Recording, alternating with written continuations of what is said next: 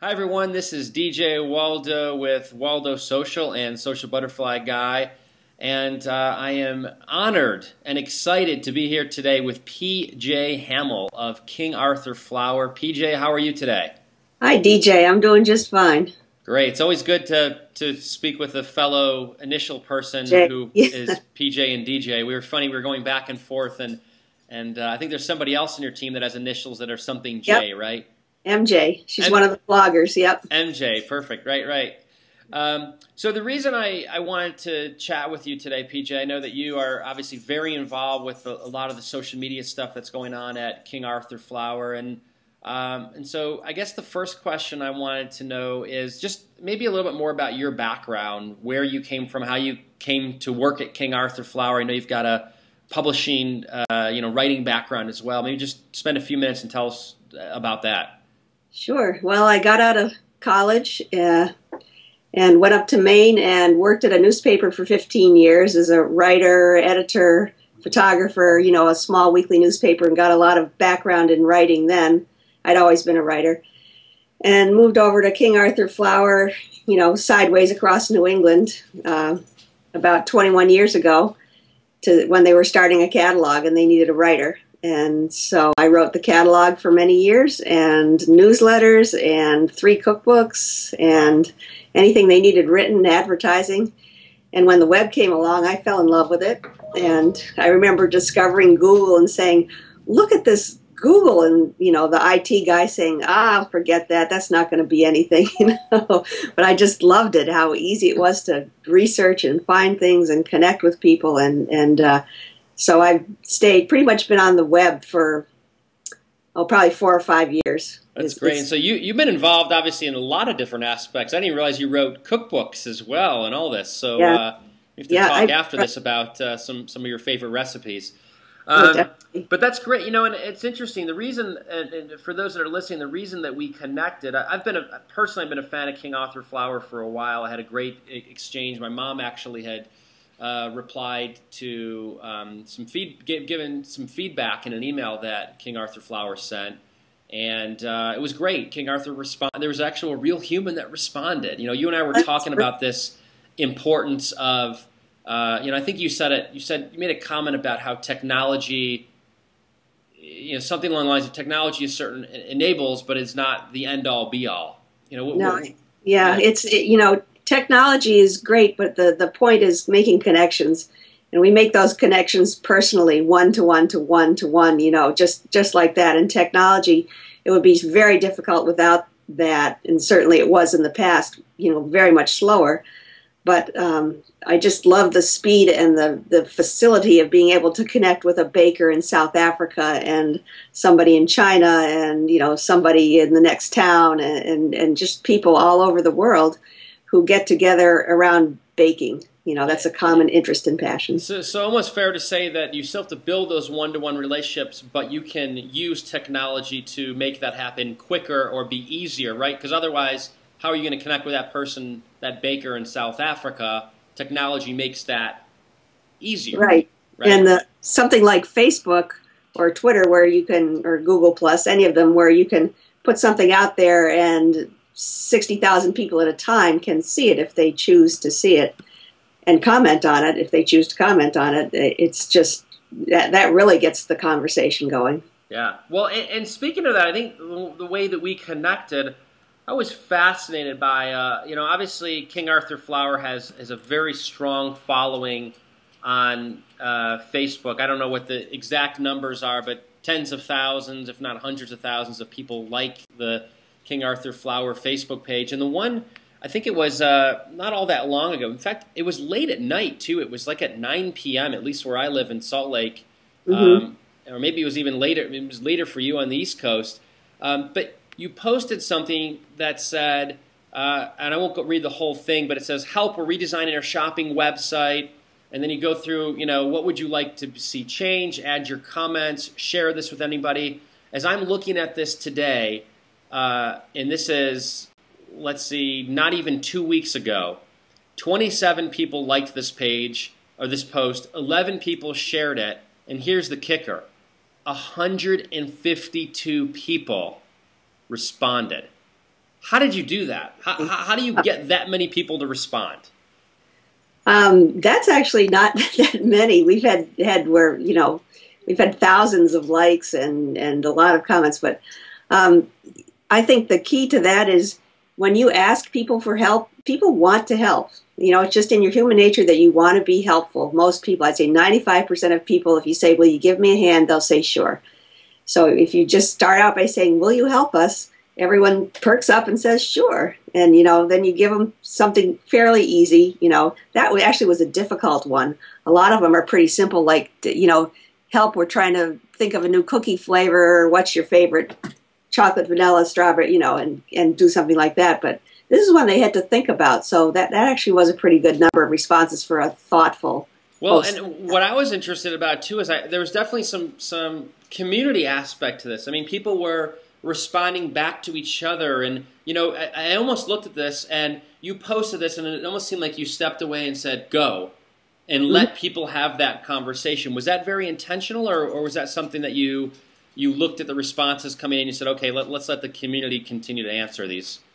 Yeah, it wasn't intentional. It did happen like that. And then when I saw it happening, I just said, okay, I'm not getting in the middle of this. So right. Just let it happen. And we found Facebook especially is a wonderful instant focus group. If one of our other posters this weekend put up a post, tell us what your favorite food magazines are. Just because we want to get a sense of what people like. We're always trying to figure out what are our customers really like, and what do they like, and what would they like to see, and how can we help them, and what are their challenges.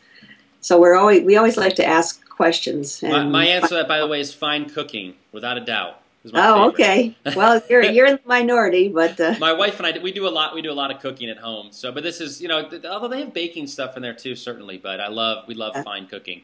Yeah. So you said something that's really interesting to me. You use it as research and as like a focus group. That's one thing we use it for, yeah. Do you also, so in this particular case, obviously this was like a focus group, and you got 152 people, let's say even there was 100 or 125 individuals commenting. What was the cost to you to do that? I don't know. How much could it be? I mean, Facebook doesn't cost anything. The cost was simply to take the answers and collate them into a spreadsheet so that we could, act on them. So at some point there was a manual process of copy, paste, and moving things into a spreadsheet, right? Yeah. Okay, and then obviously act on it. But yeah, okay. So it was interesting. So the cost was for me to stay up late and put it up there. That's all. Right. Okay. So really the pretty minimal cost as opposed to getting kind of corralling everybody into a room and paying their lunch and paying them some kind of stipend to be there for the day. Oh yeah, and it's instant. It takes, if you want to know something very quickly, you put it up there, and honestly, in 30 minutes, you can have a really good read on something. Yeah, that's great. And so I'm curious too. You talked about Facebook. You've mentioned already Google Plus and Twitter. I know we had talked about Pinterest, that you're starting to dig in there. What are you finding works best for you? Which social network is working the best for you for King Arthur Flour? I think Facebook right now. Twitter, another woman does Twitter, and she uses it a lot for announcing things. I think it's a better kind of announcing a sale, announcing a class, something like that. More broadcast, would you say? Yeah, a broadcast kind of thing. But Google Plus audience is way different than a Facebook audience in our case. Google Plus is very male, very international, very young. And our Facebook audience is basically female, older, and American, pretty much. So I see the Google Plus crowd as the crowd. We want to be in there with them because we need to grow our customer base and, be in touch with the next generation. But right now, truthfully, they're really not our customers. But maybe we can at least get our name out there so that when they do become our customers, hopefully at some point they will have heard of King Arthur Flour. So on that note, are you finding that some of the social media networks that you're using, you talked about this being a focus group and really for research. Are you finding any of them that are actually leading to new customers, or more people buying stuff from King Arthur Flour, or because of your involvement in social media? It's hard to track because sales directly from Facebook to our website are not significant. And we don't expect them to be because that's not what we're using it for. But to get your brand out there and to get people to have a positive experience interacting with you, to me, that builds friendship, and friendship builds loyalty. Loyalty eventually will build sales. That's what I believe. That's great. So really, you're using it not as much, using more of reputation in a sense, like building your reputation, building credibility, trust, all those things you referred to. Building friendship, to me, that's very important because I like to think, I'm teaching people to bake, and in fact, King Arthur is the biggest educator of home bakers in the world. And a lot of it is one-to-one. It's like, take my hand, I'm going to show you how to do this. And so, you get on Facebook and you just write a little blurb. It leads to a blog where it shows them step by step by step by step how to make Boston cream pie or something like that. And I just love that. That's what my title is Web Producer, Community and Education, and I love community and education equally. And really, we use social media, for focus groups and things like that. But really, to me, it's still about building relationships. That's number one. You build the relationship, and you're their friend, and then they trust you, and they will bake using King Arthur flour. They'll have success, and it's just like a circle that goes around and around.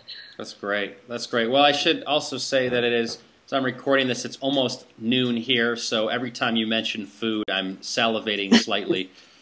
Thinking about this, so I'll have to go to my closet or my pantry and see if I can grab some King Arthur flour products and such. But I really appreciate you taking the time to talk with us today about this. I think, as I mentioned, King Arthur Flour to me is one of those companies that really understands how to use social media effectively. As you mentioned, from your standpoint, building friendships is certainly the most important. I thought that was interesting you said building friendships. I talk about building relationships.